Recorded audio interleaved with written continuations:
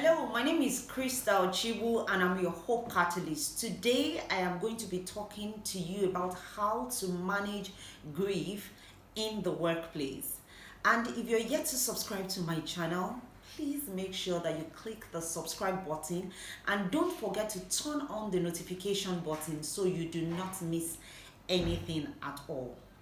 One of the easiest places to neglect when it comes to grief is the workplace, because sometimes we all just believe that when we come to the workplace we need to show up and be present and give our best selves. More like your colleagues just need to see you as one that it's like a superhero, like a superstar. And so as a result of that, we definitely do not want to grieve close to our colleagues. But really, can we define how we grieve, or what it is that we grieve about, and where we actually do the grieving?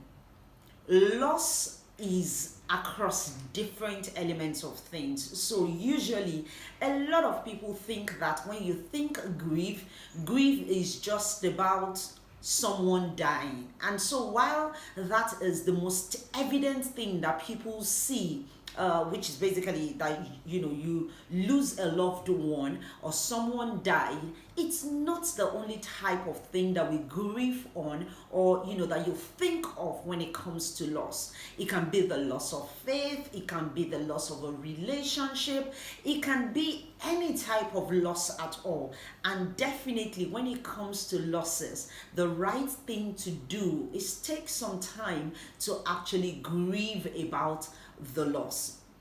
The workplace, is where we do work. And so if our mental health state is not in the right place, we definitely cannot deliver our best work. We find ourselves most times, probably making mistakes as a result of the things that, we are going through. And so half the time, what people are going through is probably, they have one loss or the other. Very quickly, I'm going to share with you some tips on how to manage grief in the workplace. And it's both ways. So it's from the point of the person that is grieving, and secondly, the management or colleagues, on how you can respond to when your colleagues are grieving. So I'll give you a quick example also before I state this tips. I remember a friend of mine sharing with me having lost someone in our team because the person had a fire incident and eventually the person died. But pretty much we say, oh, this person died, so it's all about the person alone. But eventually she realized that her team were not delivering optimally, because most of the members in the team were actually grieving because their friend had died.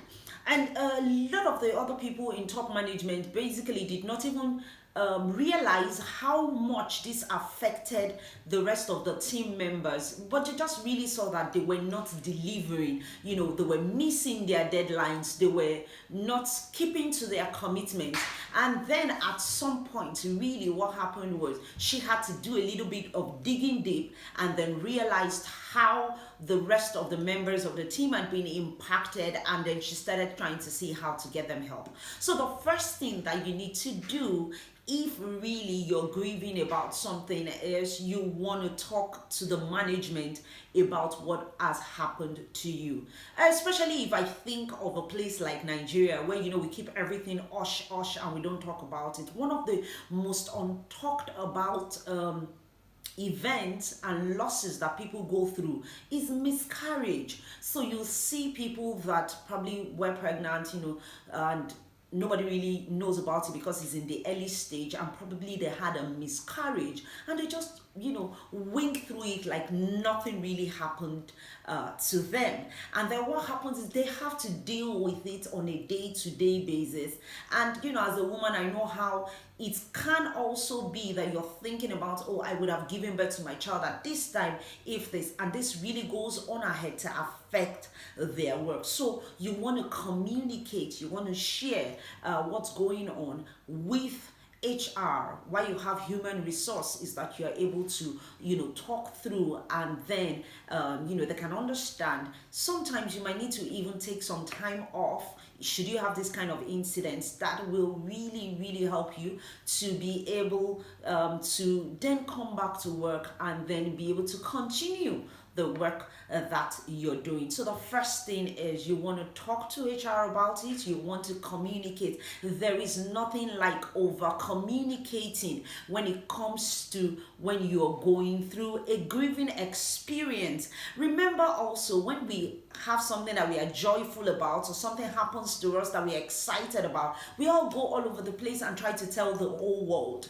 And so why shouldn't we let people know when we grieve and when we are grieving? So why shouldn't we let people know when we grieve? It's also important that you communicate. The second thing is, I want to encourage HR, team leads and HR officers, whatever it is that, your name is called in your organization, to have leaves or compassionate leave for people that are grieving. Sometimes people just need to set time aside to think, time to recuperate, time to refresh after going through a loss. And if there are policies to support people that are grieving, then you see that a lot more people become more open about really sharing and talking about the grief that they are going through. So you want to make sure that the organization has a support scheme or a policy that is in place to support people that are grieving. Finally, I want to talk about, a network or a support group. And you say, Crystal, what happens in a workplace? You want us to have a network or a support group?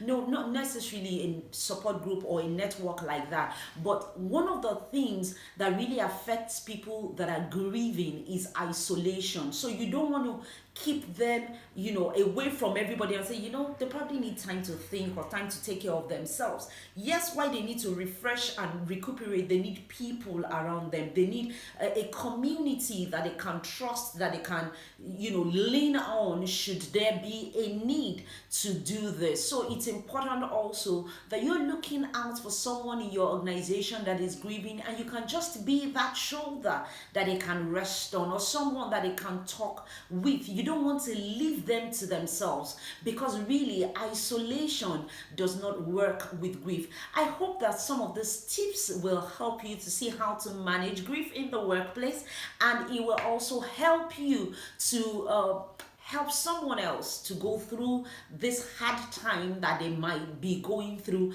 in their life. If this video has really helped you, click on the like button, and also let me feel your comments. Share with me your thoughts, how you think grief should be managed in the workplace, and we can learn from each other. Have a lovely day.